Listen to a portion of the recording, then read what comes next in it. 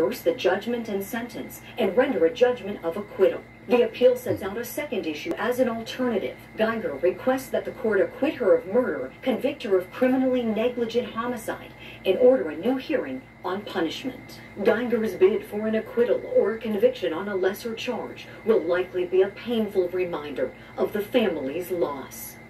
I'll never see him again. I want to see him. I still want to see him.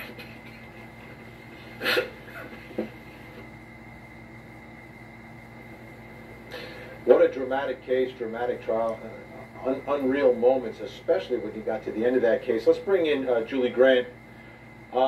Julie, let's start here with what do they want here with this appeal? What do you think the real goal here? Do you think they believe that she can actually walk free?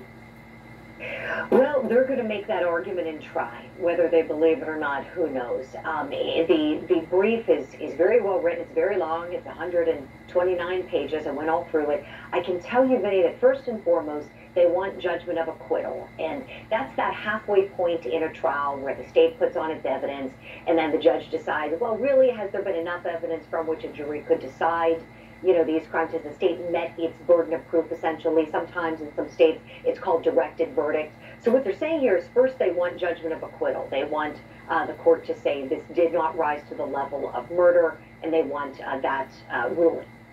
In the alternative, they say not judgment of acquittal. What they want is the charge reduced to criminally negligent homicide, and they want her to be resentenced accordingly. And they want oral arguments on the matter, and the state of Texas has until September 3rd to file their reply brief. So, of course, they want the lowest charge possible on those facts, criminally negligent homicide, and that is why, because of the large penalty difference between the two crimes, Vinny.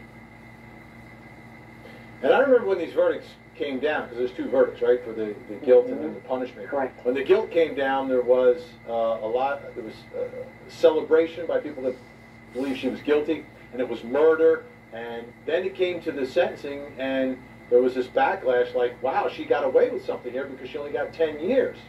And at that point, I was wondering, right, you know, getting just 10 years for murder, the forgiveness of the family, that hug and everything else, I guess the legal process still continues, and people are always going to do whatever they can to try to do less time.